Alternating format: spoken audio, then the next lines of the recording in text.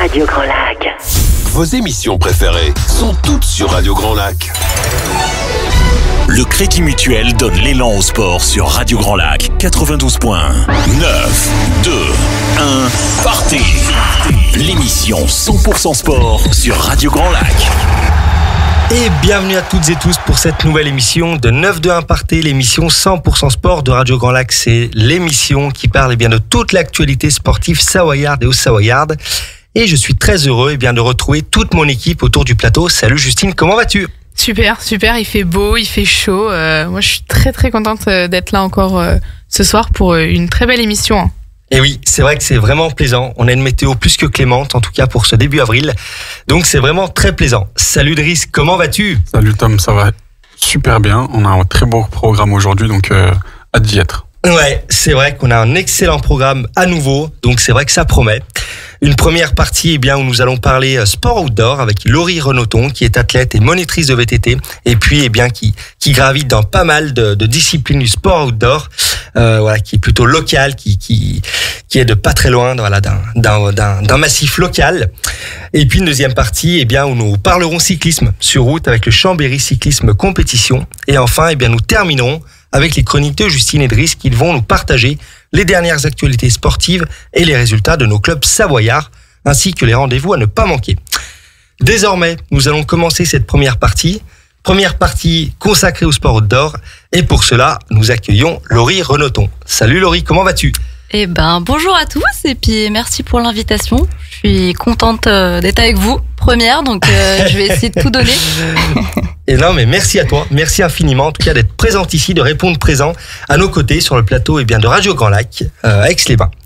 Laurie, pour commencer, je te laisse te présenter en quelques mots. Alors, qui es-tu ? Pour me présenter, du coup pour faire simple, donc Laurie, j'ai 32 ans, je vais donner mon âge. Allez, je commence comme ça. J'habite dans le massif des Bauges. Dans la vie, je suis monitrice de VTT. Donc voilà, je fais ça plein temps à l'année. Et après, en termes de sport, on va dire, moi je pratique le ski alpinisme en compétition. Donc ça, c'est vraiment mon gros l'activité. Et après, à côté, on va dire que je m'entraîne en VTT, forcément. Ouais, c'est un peu ma pratique. Et puis, pas mal à pied, voilà. En gros, c'est ça. Donc l'hiver, je suis sur les compétitions. Et puis l'été, je m'entraîne et je travaille. Et un petit peu sur les compétitions l'été, si je dis pas de bêtises. Sur quelques verticales. Ouais, un petit peu en vertical. Et puis en marathon, en VTT, j'aime bien diversifier. Ouais. Excellent. Et il y a quelques jours, même quelques semaines désormais, on peut dire, tu étais sur la fameuse grande étape et mythique étape de course de ski alpi en binôme du côté du Beaufortin, la fameuse Pierramenta. 4 jours et 10 000 mètres de dénivelé. C'est pas rien. Raconte-nous. Et ouais, c'était déjà il y a 2 semaines, c'est passé vite là. Du coup, la Pierramenta. On dit la Pierramenta, on dit pas la Pierramenta. Oui, c'est vrai. C'est les novices qui disent. C'est vrai que les locaux, ils prononcent pas le A. Quoi. Le A est banni.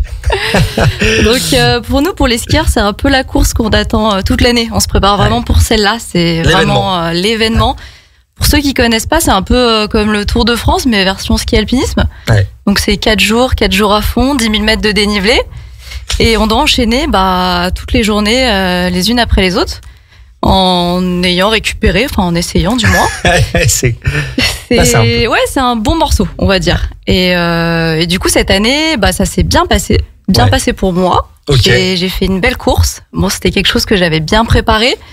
Donc il n'y avait pas de surprise, mais donc voilà, avec ma binôme, on était prête et on termine 2e, donc on est contente. Oui, c'est vrai que le résultat était plus qu'à la hauteur quand on voit les grands noms de la discipline qui sont tous réunis dessus.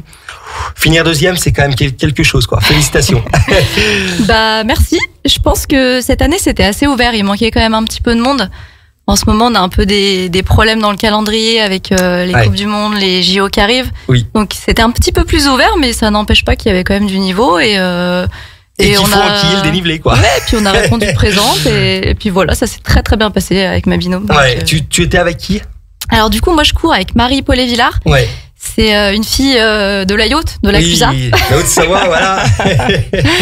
Et ça fait déjà 2 ans que je cours avec elle, donc je la connais par cœur. Donc je pense que c'est un gros avantage sur des courses comme ça de montagne en équipe. Ouais. Et c'est un peu ce qui fait, on va dire, notre force, parce que il y a beaucoup de personnes, on va dire, dans le milieu qui courent un petit peu. Ah bah tiens, toi, qu'est-ce que tu fais la semaine prochaine? Ça marche un peu comme ça, et nous on se connaît bien, du coup on s'entraîne ensemble, et voilà, il y a pas de surprise le jour J. C'est vraiment préparé. Voilà, vous faites vos échéances de préparation jusqu'à, on va dire, l'échéance majeure ensemble finalement. En depuis fait, 2 ans, quoi. c'est ça, ouais, ça fait. En fait, en début de saison, on se dit bah voilà, on aimerait bien préparer telle course. Ouais. Donc on bloque un peu nos calendriers, puis après on va s'entraîner ensemble, et du coup on évolue ensemble, et comme ça le jour J, on est prête, on se connaît, il y a pas trop de surprises, quoi. Puis il y a cette entraide mentale, je dirais aussi. Ouais, bah le fait de se connaître par cœur, et puis que ce soit aussi une amie. Ouais. En fait, bah ça se passe bien pendant la course, après, avant. Donc on va dire que quoi qu'il se passe, en fait, on va passer un bon moment, parce que ça pour reste nous, du plaisir. ça reste du plaisir. On y va pour se faire plaisir, pour passer surtout un bon moment en montagne. Ouais. Ça, c'est vraiment notre priorité. Donc après, bah le résultat, c'est un peu le bonus. Donc Et puis en plus, vous avez eu une météo exceptionnelle. oui. Qui aurait pu être pire que ça. Alors bien début pire. de semaine, ouais, il nous a annoncé une semaine de flotte. On a déjà connu ça il y a 2 ans, donc Oui, on était tout un à peu fait. près. Et en fait, la veille, à chaque fois au briefing, il nous disait bon, ça va pas être terrible. Donc nous, on s'équipait, machin. Et en fait, le jour J, à chaque fois, on a eu des fenêtres de météo incroyables. Ah oui, pile sur le passage, quoi. Vraiment, donc à chaque fois, neige fraîche, soleil, enfin, des étapes parfaites, quoi. Donc Royal. Ouais, royal. Cette année, royal. Et parle-nous également de cette ambiance. C'est quoi le dernier jour, non À quel moment? Si le dernier jour sur le passage. En fait, ouais. Donc c'est 4 jours, et les gens commencent à monter dès le premier jour. Hein. Donc le premier jour, c'est mercredi, donc on a déjà quand même un peu de monde en montagne. On croit être seul, mais à chaque fois en haut des cols, il y a déjà des petites cloches qui sonnent. Deuxième jour, ça commence à être un peu plus prononcé, et après les 2 derniers jours, souvent vendredi, samedi, là il y a énormément de monde. Et le samedi, bon là c'est la folie là-haut. Donc tout le monde monte au col de la Forque. Donc les gens ils prennent les remontées mécaniques à 5h du matin. Enfin ils se lèvent encore plus tôt que nous. Et après quand on arrive là-haut, c'est juste incroyable. Déchaîné, quoi. C'est incroyable. Ouais. C'est vrai que pour avoir vu quelques vidéos, c'est assez monstre, quoi. On s'en rend pas compte. Vibre, mais voilà. En fait, dans un milieu qui est autant naturel, de voir autant de monde, on se dit mais c'est incroyable. C'est grandiose. Ça fait bouger du monde, quoi. Ça me rappelle le rallye de Monte-Carlo à Gap, où il y a énormément de monde chaque année. Oui. Et tout le monde s'est réuni du coup pour les nocturnes, donc c'est impressionnant les images, donc j'imagine que c'est à cette hauteur-là. Ouais, c'est exactement ça. Puis en fait, quand on monte dans la montagne, on est seul, et d'un coup on arrive au col, et là c'est waouh. En fait, on s'en prend plein la tête, et on se dit waouh, mais c'est possible ça, et ça nous fait vraiment pleurer de joie. Enfin, c'est des émotions qui sont assez indescriptibles, hein, mais faut vraiment le vivre, et je pense qu'il faut le vivre des 2 côtés, en fait. Faut être aussi spectateur, parce que c'est incroyable, tout le monde boit l'agneau, mange la fondue, fait la fête.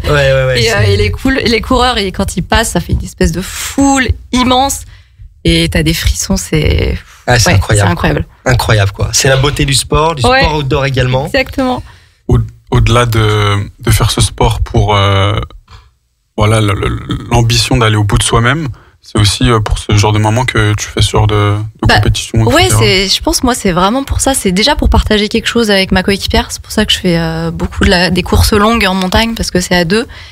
Et après, pour vivre ça avec le public, et en fait se dire, je pense qu'à tous les niveaux, déjà boucler une pierre à Mainte, c'est déjà énorme. Que tu sois dernier, premier, au milieu, c'est un gros morceau que tu peux dire dans ta vie. Ouais, j'ai coché ça, quoi. Et l'avoir vécu, franchement, faut le faire, quoi. Ça rapproche d'être dans le dur à 2, et surtout avec une amie, je pense. Ouais, en fait, t'as même pas besoin de te parler. Nous, je pense que sur les étapes de 4-5 heures, en fait, on se regarde, on a déjà tout compris. Si ça va pas. Et c'est ça qui est beau, c'est que dans tous les cas, même si quand ça va et l'autre moins bien, t'es là pour l'aider, vice versa. Et du coup, en fait, à la fin, t'en ressors grandi, et c'est la beauté classe, quoi. c'est classe. Ouais. C'est l'esprit de cordée, en fait, on revient vraiment là-dessus, quoi. C'est aussi un peu cette beauté du sport, entre guillemets, du ski alpi, où on reste encore sur des choses quand même costauds, physiquement, techniquement, et en niveau connaissance, matos, et risques liés aussi à la montagne, notamment lorsque vous entraînez. J'imagine qu'il y a aussi toute une étude en amont, selon les secteurs, les sites, etc. Parle-nous-en peut-être un petit peu. C'est un sport qui est super exigeant, en fait. C'est pour ça que c'est un peu un sport de niche, parce qu'il faut être bon physiquement, comme tu le dis, faut avoir une bonne VO2. Ouais. et puis c'est pas tout, il faut être très fort techniquement, donc faut avoir une connaissance de la montagne. Nous, on s'entraîne tous les jours en montagne, donc connaissance de la neige, des pentes, des risques. Et puis il faut savoir descendre. Et descendre avec des petits skis qui pèsent 700 grammes. Ouais. Des chaussures, c'est des baskets. Il faut brûler un cierge là-haut puis se dire bon, ça va bien se passer. Je pense, ouais. Donc c'est pour ça qu'il y a quand même très peu de monde encore sur cette discipline, que les gens veulent un peu s'y mettre. Là, le trail arrive un peu en force là-dessus. Ouais.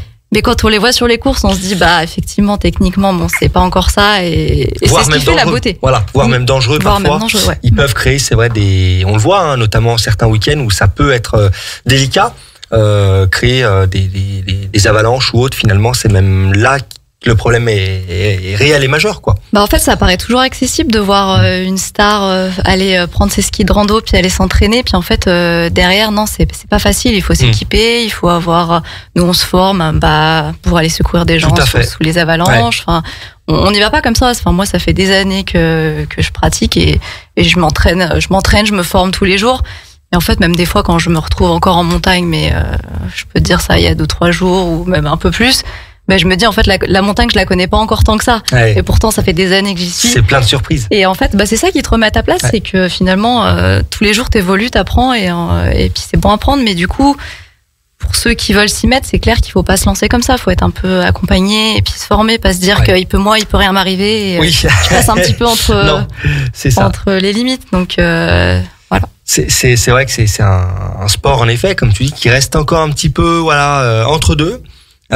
Mais c'est vrai que on a toujours plaisir en tout cas à suivre les grands noms de la discipline qui nous font rêver, c'est vrai, hein, chaque hiver en tout cas, c'est toujours notamment sur cette épreuve mythique et tant d'autres. D'ailleurs pour toi ce week-end tu as encore une compétition, oui. Raconte-nous. Donc là pour certains le ski c'est déjà fini, mais pour nous ça se rallonge un peu, c'est encore un peu long. Là on attaque les courses qui vont monter un petit peu en altitude. Donc c'est encore des courses différentes parce que là on va monter sur les glaciers, donc ça demande encore on va dire d'autres particularités physiques. Ouais. Du coup ce week-end on va aller sur la Transvanoise, donc on fait une traversée sur les glaciers de la Vanoise, ça va être chouette. Ah ouais, ça c'est classe. Ouais, donc là on part pour une balade qui va faire 4000 mètres de dénivelé, donc ça fait une belle balade. Ouais. Et après, moi, je prépare surtout, là, dans 3 semaines déjà, la Mezzalama en Italie. Ok. Donc, ça part de Cervinia et là, ça monte sur le Lisca Melcastor qui sont à 4003. Ah oui. Donc là, ça demande d'être prêt techniquement. Elle est très dure techniquement et surtout d'être acclimaté parce que quand on monte à 4000, on peut vite se retrouver avec un pet au casque, on va dire. Ouais, déboussolé quoi. Être plus trop lucide. Ouais. Donc là, ça mêle un peu tout. Ça mêle du physique, de la technique et puis surtout être acclimaté. Donc ça fait vite la différence. Ah oui, je pense que là, c'est pas la même quoi. Et donc toujours avec ta binôme. Toujours, ouais, j'ai signé avec elle sur toutes les courses. Et ça sera vraiment le dernier objectif sur les skis de la saison donc. Ouais. Donc là, ce qui est un peu compliqué pour nous, c'est que moi, comme j'habite dans le massif des Bauges, faut trouver la neige et faut s'acclimater. Alors là, c'est plus compliqué. Donc moi, je fais des courses de préparation là comme la Transvanoise, donc ça me permet, on va dire, de me prendre un petit tir là ce week-end pour préparer les autres échéances. Et après, j'essaie de m'entraîner du coup un peu plus sur du croisé. Donc là, j'ai repris le vélo tranquillement, oui, de l'entraînement varié et croisé, ouais. Et puis après, par contre, on va faire quelques week-ends en altitude. Pas le choix. Ouais, pas trop le choix là, de faire des globules. Côté Suisse, côté Aravis, peut-être s'il reste encore sur les combes. Ouais, là on va plutôt monter côté Cham là, histoire c'est vrai, Vallée Blanche, prendre les bennes, monter là-haut et puis essayer de dormir en refuge au moins 2-3 jours, histoire de dormir un peu haut, s'acclimater et puis. On va dire limiter la casse à la fin du mois sur les glaciers. Vous visez en top 10, quelque chose de précis? Alors du coup, cette année, la Mezzalama, c'est les championnats du monde de longue distance. Donc, il va y avoir du monde. Support des mondes, enfin des mondiaux. Donc si déjà on est dans le top 10, on sera déjà bien.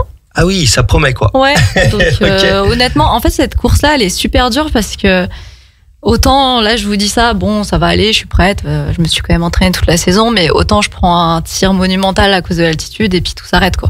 C'est vrai. Un mal aigu des montagnes, un mal de bite, en fait. Tu as déjà fait des courses à cette altitude-là? Oui, c'est pas la première fois que je la fais, celle-là. Ok, ouais. Et j'ai des souvenirs où en fait, à des moments, tu sais même plus comment tu t'appelles, ta paire de crampons, tu sais même plus la mettre alors que tu l'as mis 200 fois dans l'hiver.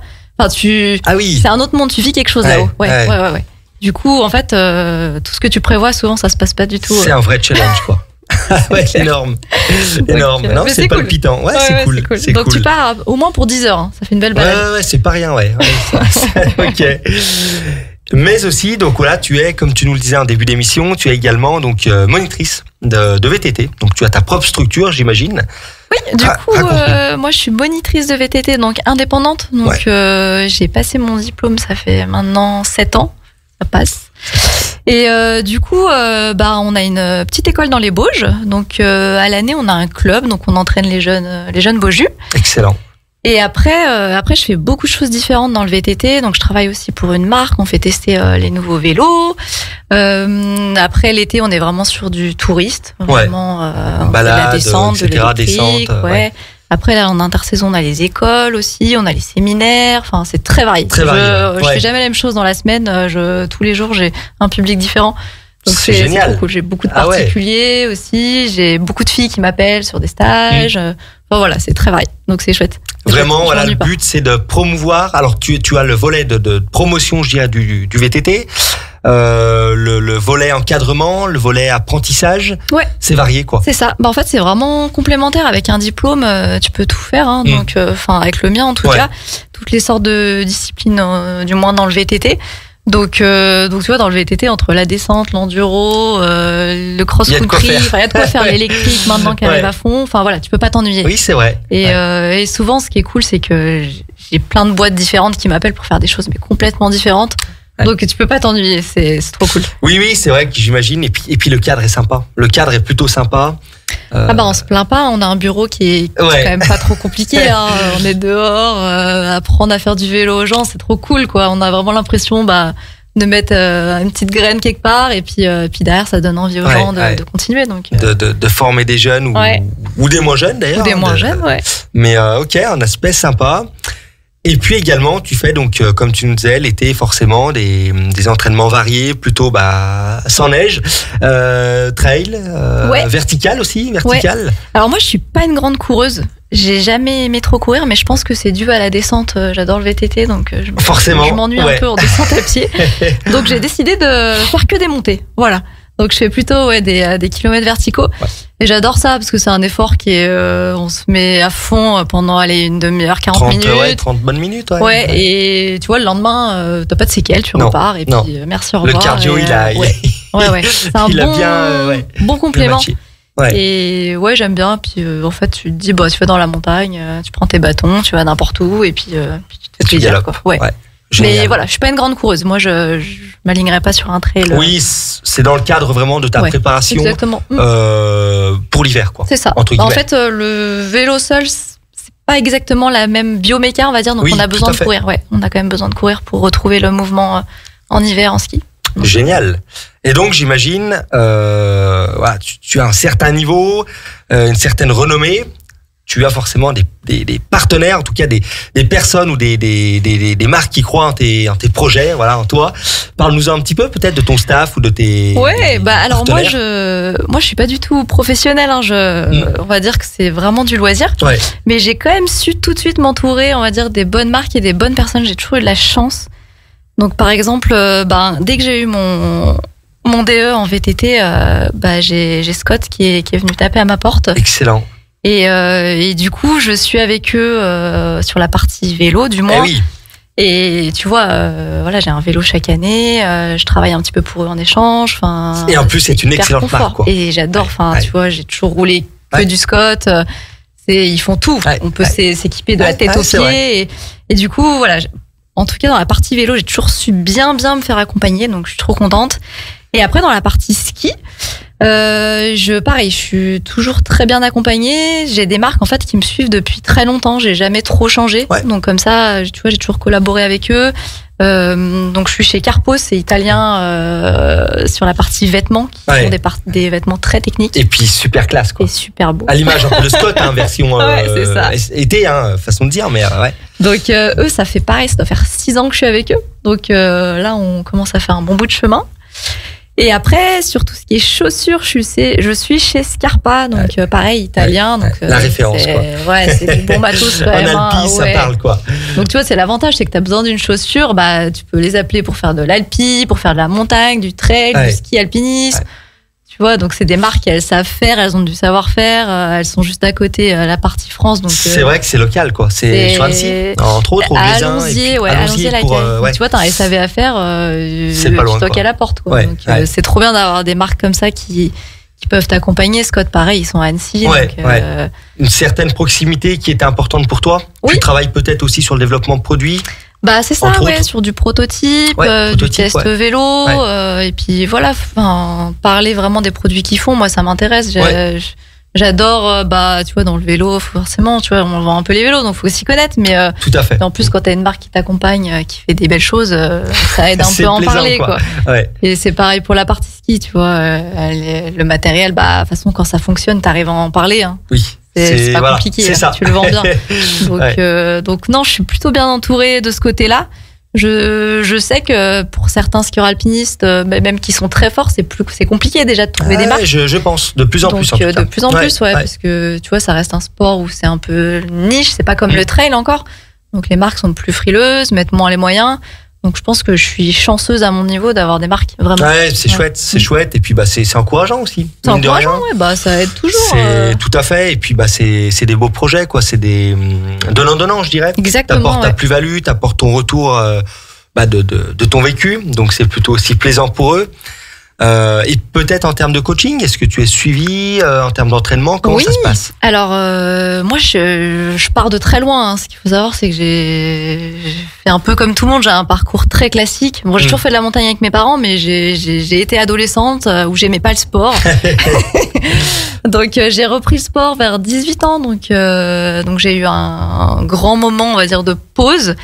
Et après, quand je m'y suis mis, je voulais pas trop faire les choses mal, donc j'ai tout de suite pris un entraîneur. En fait, je me suis pas trop posé la question.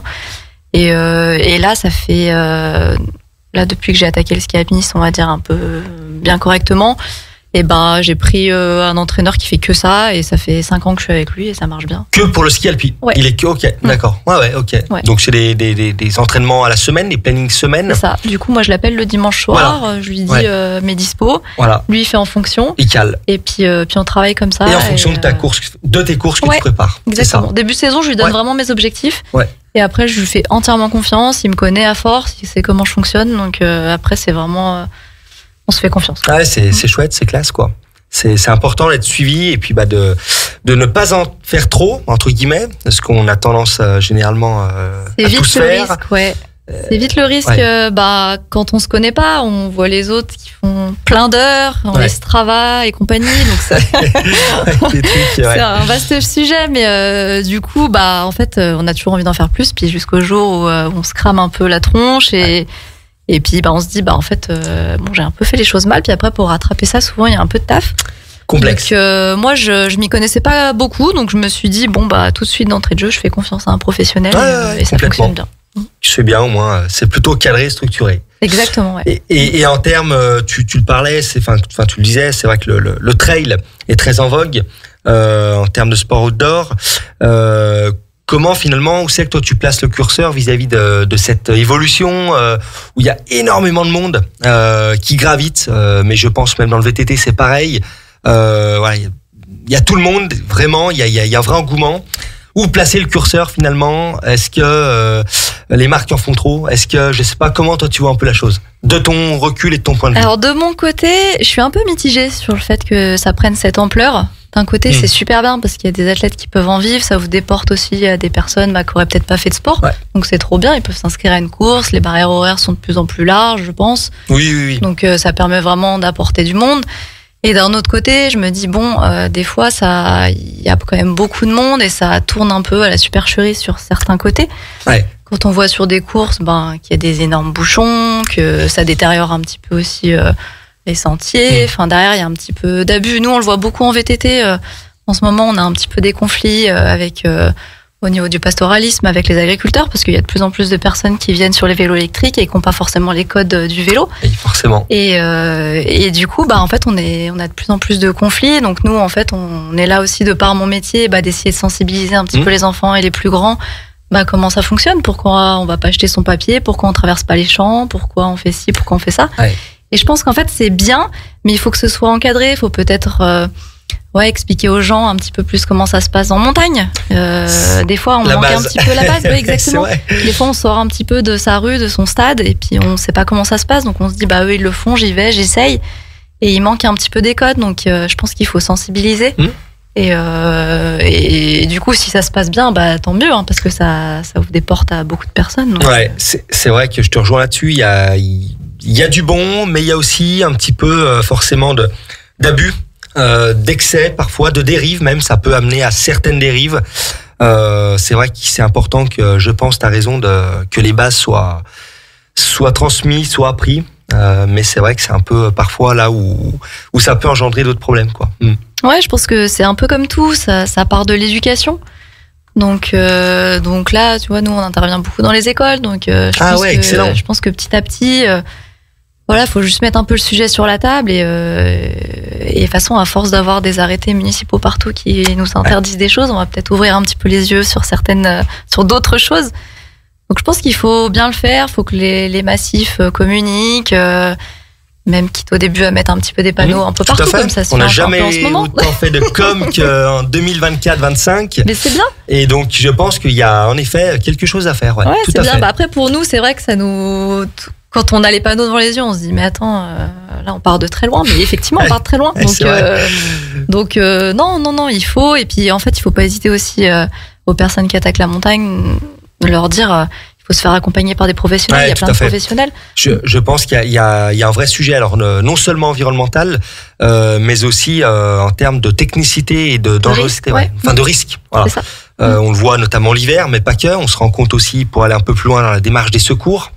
Ça reste un autre sujet, mais quand bien même je pense, avec des personnes qui auraient du matériel adapté, eh bien, on éviterait peut-être certaines situations. Peut-être que toi, tu as aussi quelques vécus là-dessus, de par des choses que tu as peut-être vues ou vécues moi, directement. Je suis tous les jours en montagne, donc je peux te dire que j'en vois un paquet des scènes très cocasses, et je me dis même comment il n'y a pas plus d'accidents, vraiment. Complètement. Et en fait, du coup, encore une fois, je pense que c'est un peu l'effet réseaux sociaux.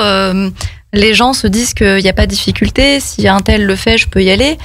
Et en fait, tu vois, cet hiver, j'ai vu des gens, tu vois, chez nous, ce qui est un peu compliqué, c'est que comme ça manque de neige, les gens se disent, à pied, ça passe. Sauf que chez nous, la neige, elle prend le froid chaud, du coup, ça devient des plaques de glace, et les gens se retrouvent dans des situations, mais catastrophiques, et appellent, du coup, les secours parce qu'ils sont bloqués dans des fasses ou ils dévissent. Et tu vois, ça, ils se disent pas, en fait, que la montagne, l'hiver, c'est piégeux, comme l'été. Et c'est pour ça qu'il faut se faire accompagner. Peut-être au début, par un accompagnateur en montagne, un moniteur de vélo, n'importe quoi, qui va nous expliquer, en fait, que la montagne, elle marche comme ça. Et éviter de prendre les risques et se faire peur et après se dire, en fait, je me suis pris un carton, je vais plus y retourner. Tout à fait. Donc, je pense qu'il y a des moyens de sensibiliser, donc il faut pas hésiter, même si au début, ça coûte un petit billet. Bien sûr, après, mais je pense que tu as raison. Là, il y a un vrai rôle à jouer d'instruction, de formation, par énormément de biais, que ça soit, comme tu dis, via des guides, via des structures, voilà, il y a énormément de moyens mis en place, en tout cas par l'État ou à titre privatif, de façon à que les choses évoluent dans le bon sens. Et ça, c'est plutôt intéressant. Donc, je pense que ça, c'est des choses à terme que tu vas suivre de près, je pense. Oui. Puis voilà, dire aux gens que on attaque tous par un début, donc ça sert à rien d'attaquer par le haut. Et ça se passe toujours bien quand on fait les choses correctement. Bien sûr. Et puis voilà. Super. Eh bien, écoute, Laurie, merci beaucoup en tout cas. Nous allons terminer cette première partie d'émission. Merci à toi d'être venue. On te souhaite forcément une belle course ce week-end, mais aussi dans quelques semaines pour la dernière de la saison hivernale. Et puis voilà, eh bien de prendre plaisir dans tes diverses missions, projets qui animent grandement tes journées, tes semaines même. Donc voilà, plein de réussites. Nous lançons une pause musicale et on se retrouve dans quelques minutes sur les antennes de 92.1 FM. Radio Grand Lac, à Aix-les-Bains et autour du lac du Bourget, votre radio. Le Crédit Mutuel donne l'élan au sport sur Radio Grand Lac 92.1. 9, 2, 1, partez. L'émission 100% sport sur Radio Grand Lac. De retour dans l'émission 9-2-1 partez après une première partie axée sport outdoor avec Laurie Renaudton. Eh bien, nous poursuivons l'émission avec les chroniques de Justine. Alors Justine, ce soir, tu voulais nous parler, pour commencer, snowboard. C'est ça. Lohan Bozolo, Ossa Wayard et Julia Pereira de Souza sont allés chercher la médaille d'or aux mondiaux de snowboard cross par équipe mixte. Pourtant, leur journée avait mal débuté après une chute. Mais cette médaille, c'est une consécration car après un beau début de saison, une médaille de bronze pour Julia et une médaille d'argent pour Lohan, ils accèdent enfin à la première marche du podium en équipe. On peut retrouver aussi Léa Casta et Aidan Cholet qui est Ossa Wayard et lui et Iseroa qui ont eux terminé 4e juste au pied du podium. Donc une saison plutôt prometteuse à moins d'un an des JO de Milan. Donc ça fait plaisir. C'est plutôt prometteur en effet. Du biathlon également. Eh ben oui, un petit classement, un petit point sur le classement final du biathlon qui est franchement positif pour nos Savoyards et Ossa Wayard.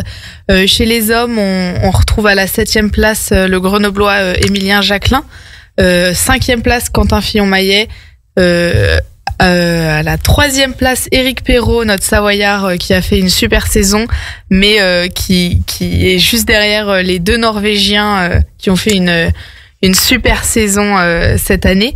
Et puis chez les femmes, on retrouve quand même une femme sur deux française dans le top 10, puisque on retrouve Justine Brezas-Boucher à la 8e place, Jeanne Richard à la 6e, Océane Michelon à la 5e, Julia Simon à la 3e, et puis Lou Jean Monod qui nous a fait une saison incroyable, qui est 2e à cause d'une petite chute à la fin, mais elle remporte quand même les petits globes de cristal en individuel et sur la poursuite, et elle est juste à 20 points derrière Preuss qui a été immense elle aussi pendant cette saison. Donc en 70 épreuves, il y a 70 podiums français quand même, donc une saison incroyable cette année. Et puis maintenant, rendez-vous en novembre pour la prochaine saison, et puis en février à Anterselva pour les JO. Et puis Radio Grand Lac est derrière les sportifs de la région. Et oui, désormais le décompte pour la saison prochaine est lancé, et en effet nous suivons avec attention nos sportifs savoyards en tout cas, et il y en a quelques-uns, donc c'est plutôt plaisant en tout cas. L'Alpine Lakes Tour. Et oui, l'Alpine Lakes Tour, ce sont des épreuves de paddle pour tous. Ça débutera dès dimanche avec une étape sur le canal de Savières et le lac du Bourget. 2 courses principales, une courte distance de 6 km et demi qui est idéale pour les débutants, puisqu'il y a 5 km sur le canal de Savières dans le sens du courant, départ à 11h30, et puis une course longue distance de 14 km et demi pour les paddleurs un peu plus confirmés, qui inclut une remontée du canal à contre-courant. Donc là, il faut envoyer. Ça promet. Et un retour dans l'autre sens. Donc départ à 10h30. Il y aura également une course pour les enfants, de quoi les occuper l'après-midi, et puis pour leur faire découvrir le paddle, puisque avec notre lac, comment passer à côté, et une Dragon Race, une course en équipe pour ceux qui préfèrent partager le moment à plusieurs. Donc encore un bel événement qui met en avant notre magnifique région, notre magnifique lac, avec tous les sports qui sont possibles. Ouais, tout à fait. Et enfin, le duel 3 Premium. C'est ça, c'est notre magnifique casino d'Aix-les-Bains qui va accueillir un super événement pour les passionnés de MMA. Le 4 avril, c'est demain, à partir de 19h, c'est duel, ça s'installe au prestigieux casino d'Aix-les-Bains, le casino Grand Cercle, pour un événement unique entre 8 et 12 combats qui mettent en scène les meilleurs combattants amateurs français, mais surtout apparemment un concept innovant et unique au monde qui sera à découvrir sur place. On n'en sait pas plus. Donc certaines places sont encore disponibles. N'hésitez pas à réserver puisque ça risque de partir vite. Ah oui, c'est prometteur aussi cet événement. Merci Justine pour cette excellente chronique qui met une fois de plus en avant la dynamique événementielle sportive de notre territoire. Driss, c'est à toi avec une page foot pour commencer, et notamment le FC Annecy. Ouais, on parlait du FC Annecy qui a malheureusement pas lancé son sprint final dans cette dernière partie de saison.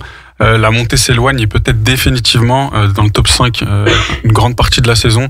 Nos Annéciens craquent au pire des moments. 5 matchs sans victoire pour les hommes de Laurent Guyot.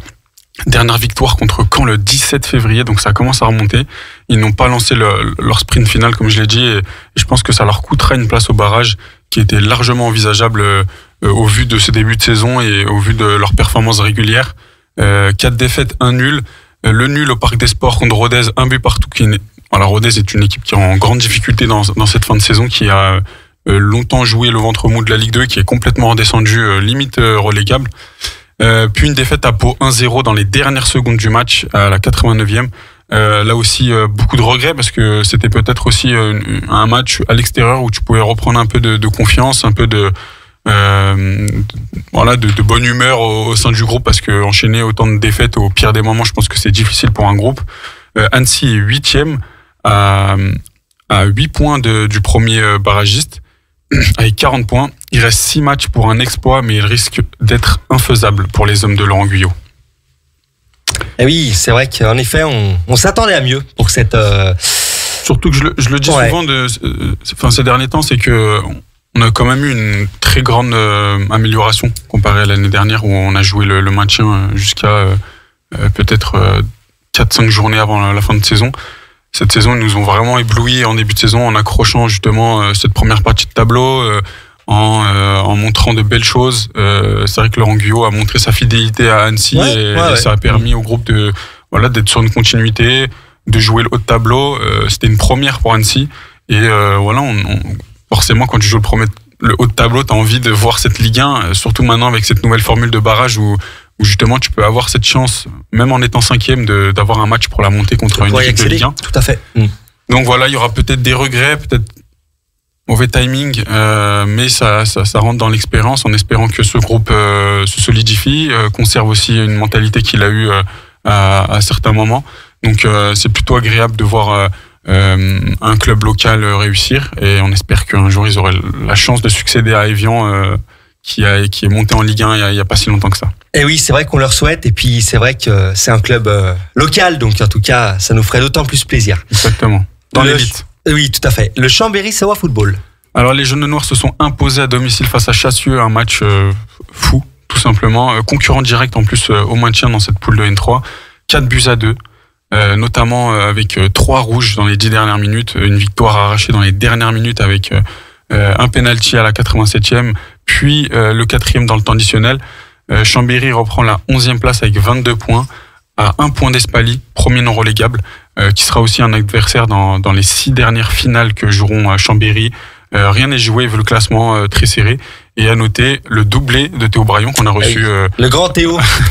Le doublé sur penalty, parce que c'est pas son habitude de mettre beaucoup de buts. Forcément, il joue défenseur central, mais il a pris ses responsabilités, il a mené son équipe sur le bon chemin, et ça a permis à Chambéry de prendre une victoire très importante pour le maintien. Le bas de tableau est très serré. Il y a 6 finales pour environ 8 équipes, voire 9. Donc à eux de tirer leur épingle du jeu. J'ai tendance à dire qu'ils ont passé un peu le plus gros. Ils ont passé énormément de grosses équipes de cette poule. En ce début d'année, tout à fait. Et ils auront du coup des équipes à leur hauteur. Je sais pas si c'est un bien ou un mal, parce que forcément ce sera des finales et eux aussi auront de se maintenir. Ce sera vraiment des candidats directs. Mais au moins en termes de qualité d'effectifs, je pense qu'ils ont passé le meilleur, et ils auront que des candidats directs au maintien. Eh bien, en tout cas, on leur souhaite également au Chambéry-Savoie Football. Le Aix-les-Bains Football Club. Alors, pas de surprise face au leader, lourde défaite contre Rumi, contre le GFA, 5-2. Aix est 6e avec 19 points, mais le championnat reste très serré dans le ventre mou de cette poule. Seulement 3 points sur la zone relégable, donc d'avance. C'est vrai que cette poule est vraiment très serrée. Une victoire pourrait te donner énormément d'air, et une défaite te rapprocher très sérieusement de cette zone de relégable, de relégation que Aix a pas mal côtoyé en début de saison. Et oui. Il faudra à Aix de se mettre un peu plus en sécurité. C'est vrai qu'ils jouent encore la Coupe Laura, comme je vais le mentionner juste après, mais Aix se doit clairement de rivaliser avec cette poule. On sait que ces dernières années, après leur montée en N3, ils avaient donné énormément d'espoir au club, et à Rafik Aslassi, qui est un superbe coach, parce que j'aime beaucoup comment il relaie aussi la qualité et les performances de son équipe. Je vais le lire après cette performance et cette contre-performance. Il a prononcé après le match: face au candidat numéro 1 pour la montée, nous savions qu'il nous fallait réaliser un match parfait pour rivaliser. Le résultat est logique, mais le score est sévère, offensivement redoutable. Ils ont su être ultra efficaces pour nous punir. Le plus grand regret reste le but du 3-1 inscrit juste après le retour des vestiaires, qui nous a empêché de mettre le doute dans l'esprit de l'adversaire et de renverser la tendance. Malgré cela, le groupe reste soudé et a continué à se battre jusqu'au bout. Nous avons désormais 2 semaines pour préparer notre prochain match contre Manival et reprendre notre match en avant. Donc c'est toujours des discours assez encourageants. Oui, tout à fait. Il a toujours cette bonne vision. Il sait que son groupe se bat parce que le maintien reste très important pour Aix. Mais voilà, on va parler maintenant de la Coupe Laura qui a été très surprenante parce qu'ils ont joué une équipe de R1, une équipe qui a une division au-dessus, et ils ont réussi à remporter le match face à Vaux-en-Velin à l'extérieur, pensionnaire de R1 comme je vous l'ai dit. Prochain match contre Manival, comme l'a dit le coach, samedi 5 avril. Manival qui est une très bonne équipe de la poule également, qui sont 4e, donc ce sera un match aussi très intéressant, et d'avoir gagné une équipe peut-être d'une division au-dessus, ça donne des ailes et ça pourra leur permettre de finir très fort dans cette poule de R2. De continuer de surfer sur cette dynamique en tout cas. Exactement.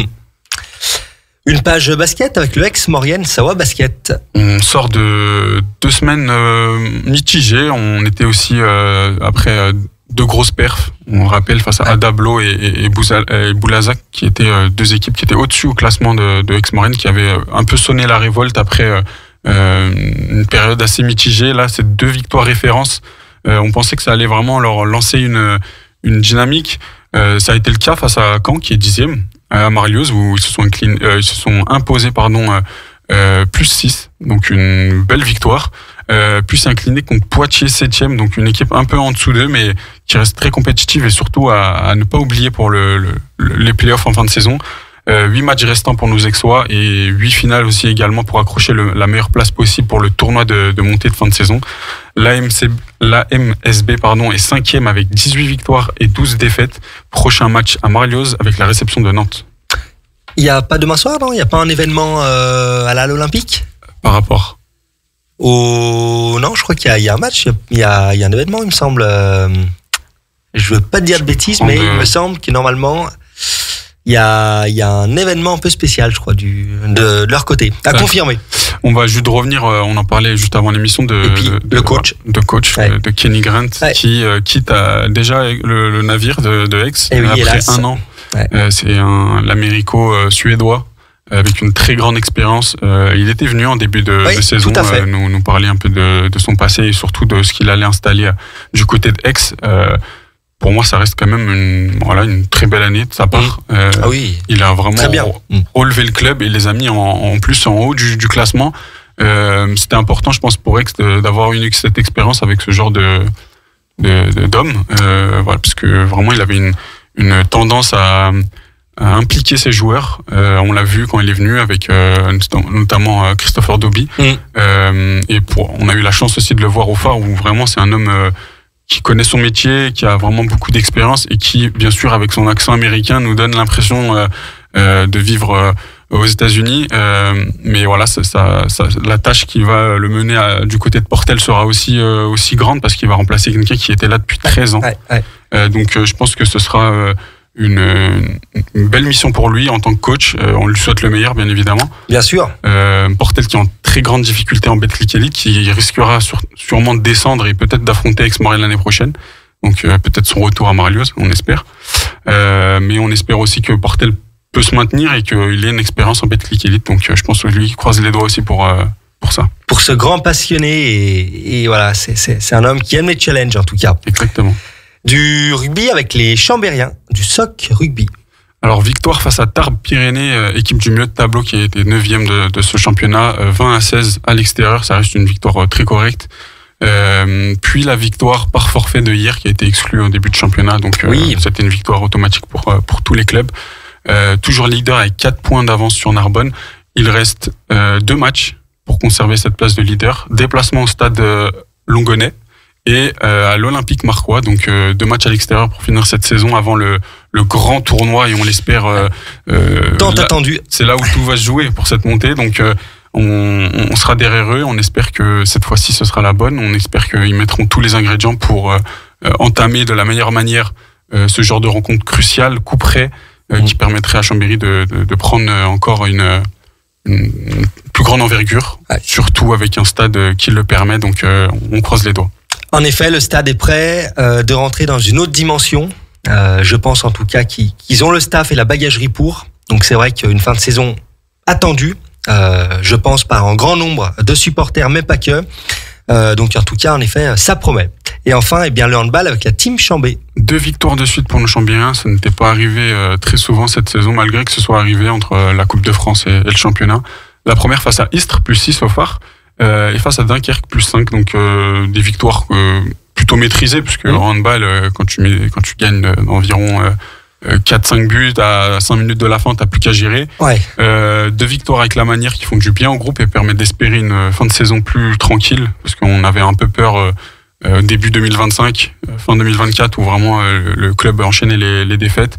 Voilà, pour aborder le match de l'année face au PSG en demi-finale de Coupe de France qui arrive très vite. Oui, l'événement. Avant ça, une réception quand même du Pays d'Aix où il faudra impérativement prendre cette victoire pour un peu se libérer l'esprit, reprendre la confiance. Voilà, toi, je vais un peu te parler de ce match qui résume peut-être la saison, qui va peut-être permettre à la team Chambé d'aller en finale. Qu'est-ce que tu as comme ressenti? Qu'est-ce que tu espères du groupe face à une aussi grosse équipe? Eh bien, j'ai surtout en tête le comeback de 2019 où j'ai fait l'épopée, en fin de compte, toute l'épopée jusqu'à Bercy, au mois de mai 2019. C'était un grand moment. Je me souviens très bien de l'arrivée d'Éric Maté en septembre 2019. Ça fait beaucoup de chemin. Qui a fait beaucoup de chemin. Et en fin de compte, en fait, il est arrivé de Montpellier, un technicien hors pair. Il est arrivé, Chambéry était milieu de tableau et quelques mois après, ils sont champions de France. Déjà le parcours, waouh, c'est fou. Ils finissent 4e, qualifiables pour l'Europe. Donc là, d'entrée de jeu, on se dit waouh, déjà le schéma il est fou. Là, désormais, c'est un autre contexte. On est sur un contexte particulier avec beaucoup de départs qui vont. Les derniers grands cadres vont partir à la fin de saison vers d'autres clubs. Place à la jeunesse et à des nouvelles recrues en tout cas. Et puis avec aussi cette saison l'arrivée d'un nouveau coach qui malheureusement pour lui est dans un contexte particulier avec en effet ils sont presque relégables. En tout cas on leur souhaite une victoire contre Aix pour se donner un peu d'air comme tu le disais et être moins dans cette zone rouge. Et là, ils tombent. En 2019, ils avaient joué la demi-finale au phare contre Montpellier. C'était dingue. De folie. Voilà, ça s'était joué à pas grand-chose. Ça peut le faire sur une Coupe de France. Il y a de l'enjeu. On a eu un autre visage de Chambéry en Coupe de France. Voilà, saison. Tout à fait. On retient également les propos du directeur sportif et du coach adjoint en début de saison qui était venu sur notre plateau, Raphaël Planchet et le directeur général, le directeur sportif, Baptiste Malfondet, voilà, qui nous avait dit, finalement, il misait vraiment sur ce parcours en Coupe de France. C'était déjà une ambition en début de saison. Tout à fait. Ils se sont rabattus sur cette solution-là. Tout à fait. C'était vraiment un objectif de début de saison. Ouais, c'était vraiment ciblé, marqué, inscrit en tout cas. Là, il joue à l'extérieur, donc à la salle Pierre de Coubertin à Paris. Je pense qu'il y aura des supporters qui vont faire le déplacement, forcément. On connaît l'engouement autour de la team Chambé. Ça reste une demi-finale, Coupe de France, ça va être plein de surprises. Forcément, on souhaite une victoire de la team Chambé pour revivre l'exploit et aller en nombre revivre la finale courant mai dans la grande et mythique salle de Bercy. Exactement, la Corotel Arena maintenant. Voilà, tout à fait. Donc c'est vrai que ça peut être vraiment la surprise. Est-ce que tu penses pas que le groupe un peu souffre aussi du long mandat que Maté a installé? C'est vrai que d'être coach après un aussi gros mandat, de réinstaller certaines choses, de couper certaines habitudes et de relancer la machine, est-ce que tu penses pas que ça a un peu perturbé l'équipe et que c'est pour ça qu'on a eu une saison assez compliquée au final? Ouais, complètement. On est sur une phase de transition où on a l'arrivée d'un technicien qui vient d'un niveau inférieur, qui découvre un niveau au-dessus pour lui, donc prise de repère.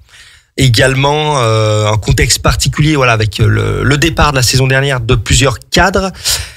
Et donc forcément, qui dit nouveau technicien, dit également nouvelle vision du jeu, nouvelle méthode tactique. Et donc forcément, pour les repères, ça... Pour recréer des automatismes. Ouais, tout à fait, ça joue beaucoup. Et donc, forcément, on est sur une année de transition, voire même certains coachs disent 2 ans de transition, le temps de mettre en place cette bagagerie. Et forcément, qui dit nouveau technicien, dit staff aussi remanié. Ouais, parce qu'on avait eu le Bertrand Gilles qui avait quitté le navire voilà, tout à fait. L'été dernier. Remplacé par... qui était là depuis une dizaine d'années, non ? Baptiste Malfondet, tout à fait. Bertrand Gilles, qui a été ancien meilleur joueur du monde en 2002, qui a été titré plusieurs fois en équipe de France et en Allemagne également. Joueur plutôt défensif à l'époque. Défensif, ouais. Le trio, les 3 frères Gilles. Et donc c'est vrai que c'est un grand homme de challenge qui tenait le navire, et c'est vrai qu'il y a eu le départ dans le staff de beaucoup de personnes, et donc tout ça fait que il faut recréer une émulation positive, une émulation globale et collective avant tout. Et donc c'est vrai que je pense que l'année de transition on est dedans. On est dedans. Pour finir, on va rappeler quand même leur place au classement, 10e sur 16 avec 18 points, 8 points d'avance sur Cesson Rennes qui est le premier relégable. Plus qu'un match avant le PSG, comme je l'ai dit. Donc on espère que ce match face au Pays d'Aix sera bien manœuvré. Ouais. Il permettra de se libérer un peu l'esprit pour entamer le mieux cette demi et pour aller rejoindre sûrement Nantes en finale. Oui, tout à fait. Nantes ou Toulouse, il me semble. Non, Toulouse, on les a éliminés. Non, c'est Nantes, de tête. Nantes, ouais. Donc, ce sera une belle rencontre. D'ailleurs, le match qui est demain soir. Pays d'Aix ? Oui, normalement, oui, ouais. Tout à fait. Donc à domicile, au Phare, et c'est un événement, une soirée un peu spéciale, puisque justement, il y aura donc les frères Gilles et tous les anciens qui ont été champions de France en 2001, à l'époque, avec l'ancienne Team Chambé. C'est tout bon. Ouais. Donc, et également, on salue également les anciens chambériens. Je pense à Alexandre Trita, un ami qui a migré vers le Pays d'Aix il y a quelques mois, donc la saison dernière, et Antoine Tissot également, donc 2 anciens chambériens qui font partie désormais de l'effectif aixois, qui auront forcément plaisir de revenir jouer au Phare en tout cas. Et pardon pour l'erreur, c'est Limoges ou Montpellier qui sera en finale. D'accord, ok. Si bien sûr Chambéry élimine le grand PSG. Ouais, ce qui serait un remake selon qui tombe en tout cas de 2019. Exact. Merci Idriss en tout cas pour à nouveau ton expertise concernant les résultats, mais pas que, aussi ta vision sur nos clubs locaux, nos clubs élites également qui jouent pour la plupart en tout cas au très haut niveau, et donc cela est une belle et vraie fierté. Les amis, il est déjà l'heure de rendre l'antenne. Merci à tous de nous avoir suivis pour cette nouvelle édition de 9-2-1 Partez. Justine, Driss, à nouveau un grand merci. J'ai pris énormément plaisir à animer avec vous à vos côtés. C'était vraiment plaisant. On se retrouve dans 15 jours, même heure, même endroit. En attendant, on reste en contact via les réseaux de Radio Grand Lac. Nous vous souhaitons une excellente soirée et à très vite sur les antennes de Radio Grand Lac, 92.1 FM. Radio Grand Lac. 24 heures sur 24, 7 jours sur 7. Radio Grand Lac, votre radio.